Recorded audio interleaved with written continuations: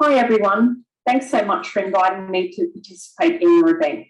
I'm Dr. Jen Bichel-findlay from Sydney, Australia, and I'm going to be presenting a progress overview of the second revision of IMIA Biomedical Health Informatics Education Recommendations.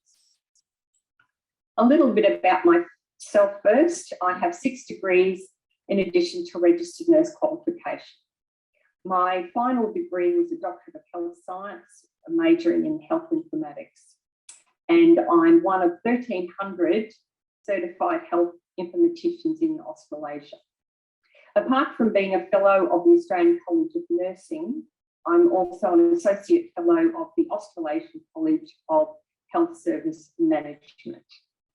My main professional contribution at the moment, however, is with the Australasian Institute of Digital Health, where I'm a fellow, a board director, and a chair of a number of committees.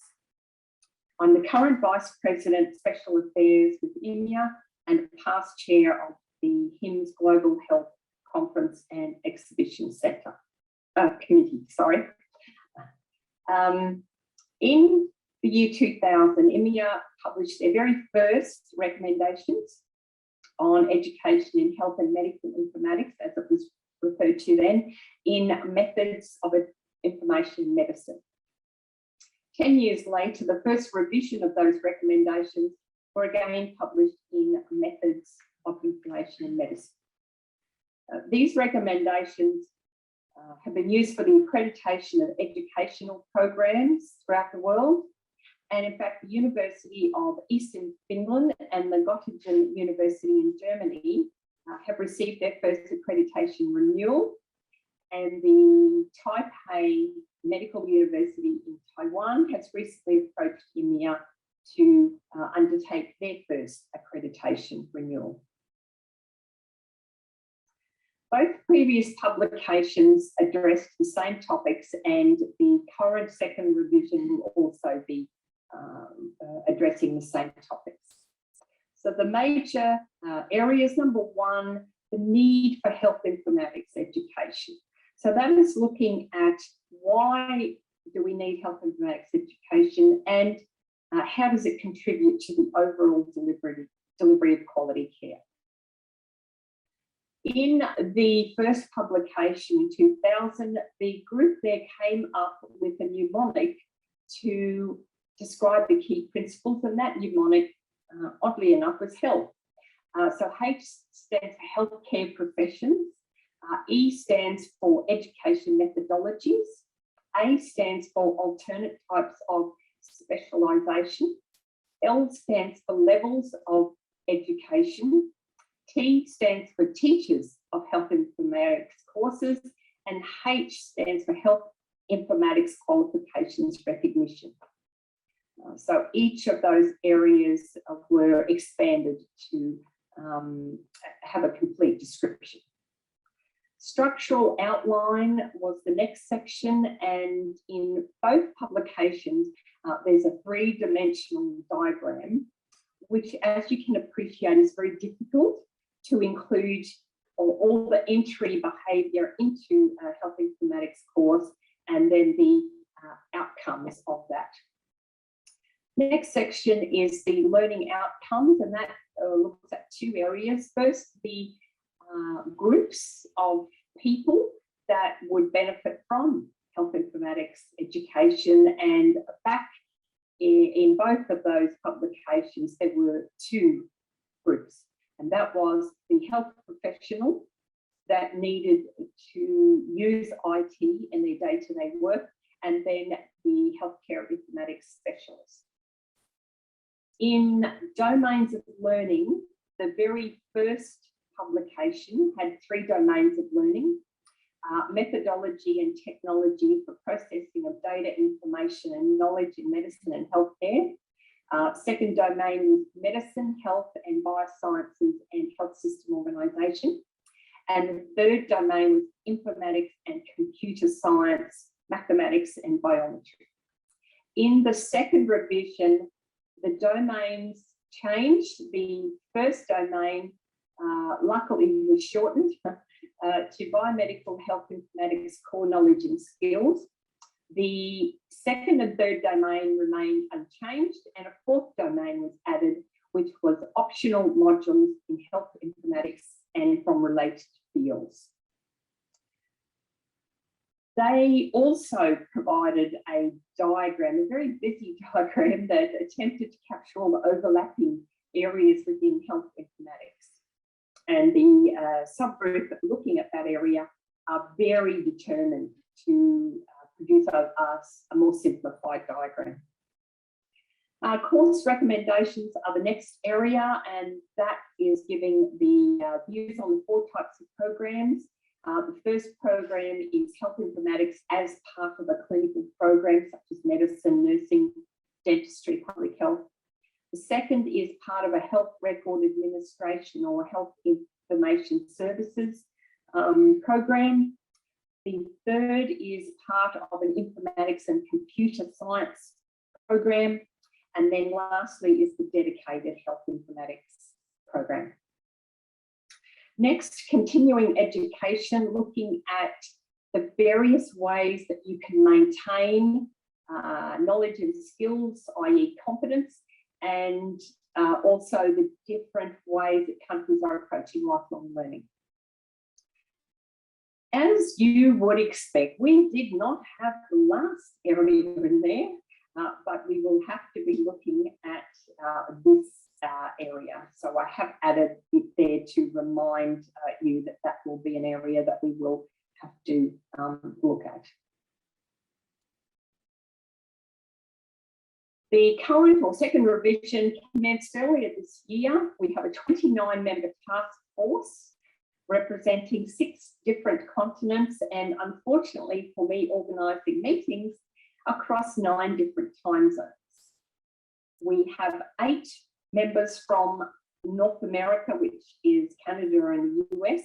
We have 2 from your continent, Argentina and Brazil, 10 from Europe, Austria, Netherlands, Germany, Sweden, Norway, Greece, Spain, and Finland, 2 from South Africa, 4 from Asia, Jordan, India, South Korea, and Taiwan, and 3 from Australia. And we have all 6 IMIA regions represented with their names in the left side of the slide.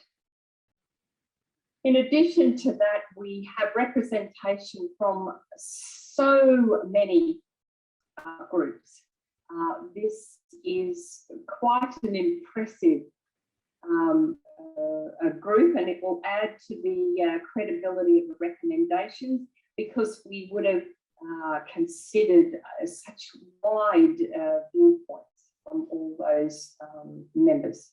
I did start to write the names on the left-hand side, but I did then give up because it was becoming such a busy slide.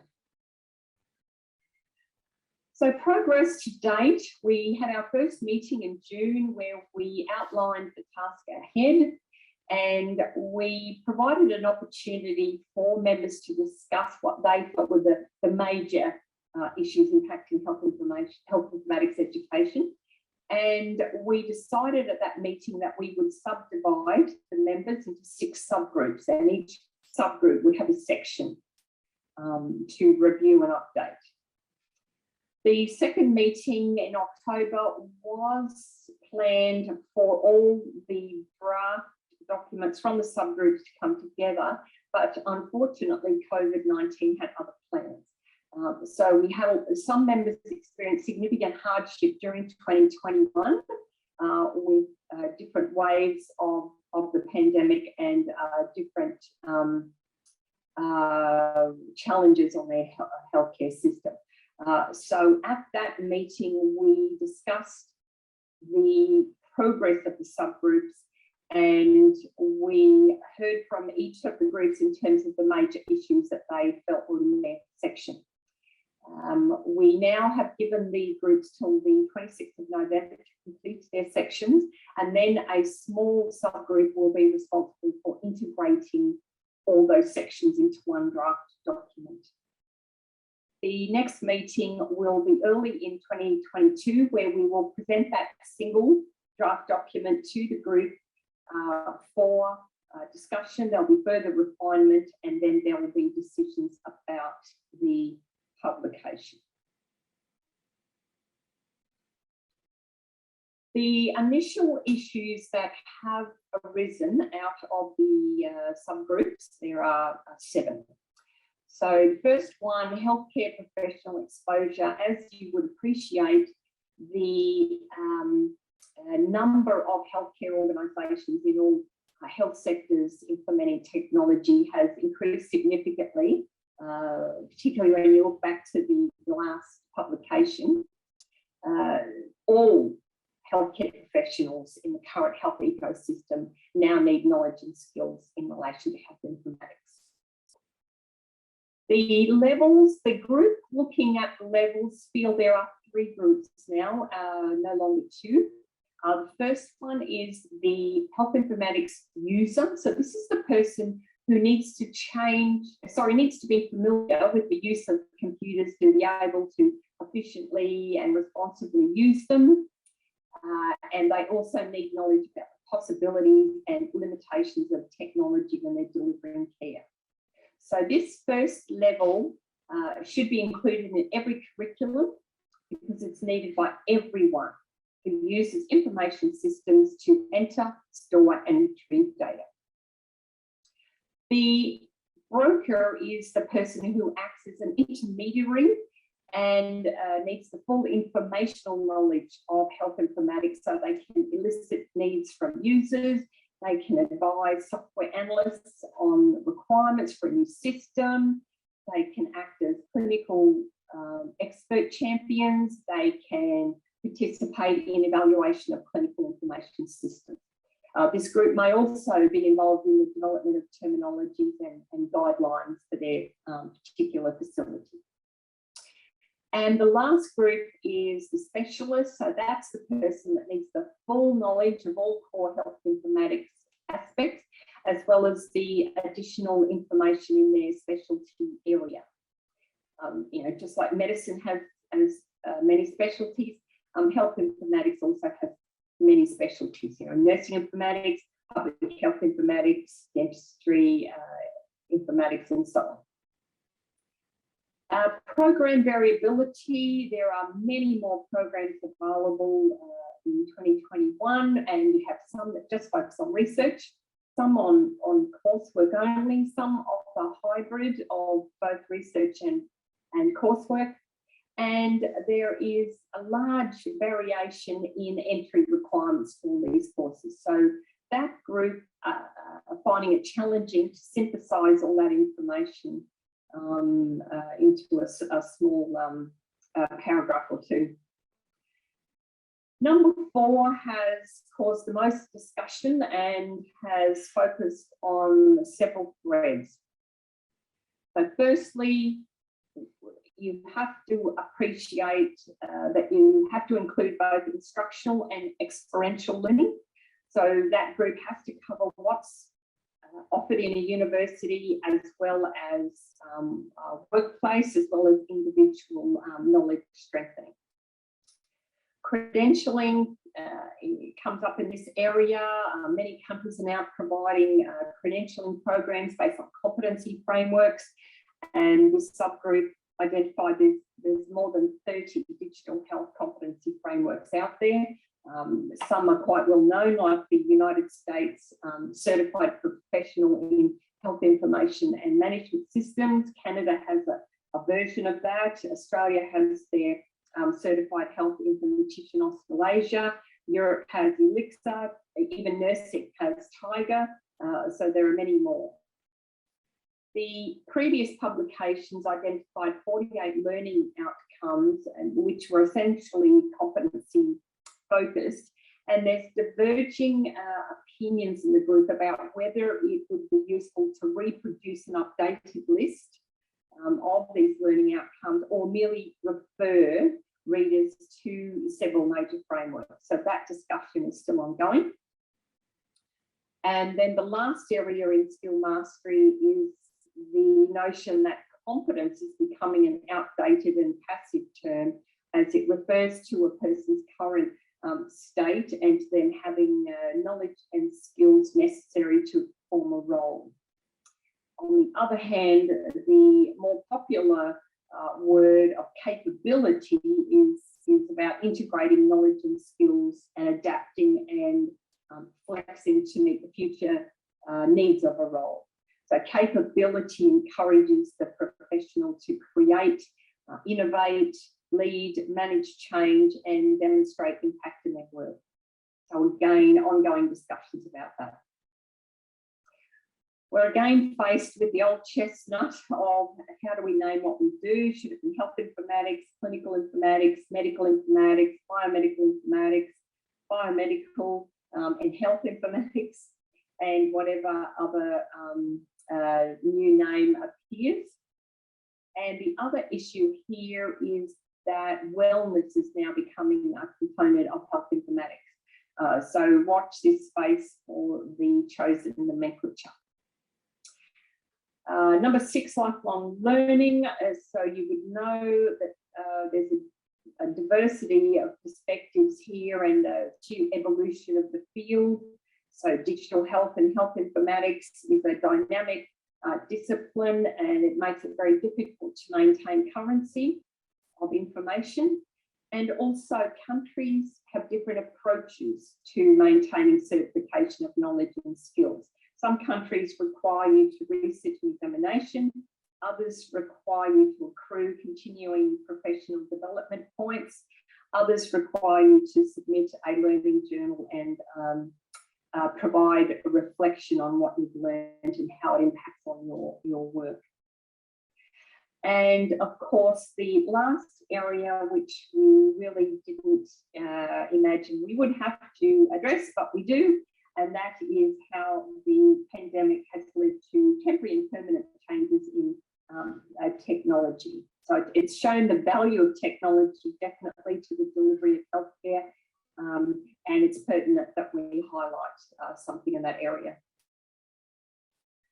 As identified at the start, this addressed the progress of the activity. We still have a significant amount of work to complete, and I would be honoured to provide another presentation next year following finalisation of the task.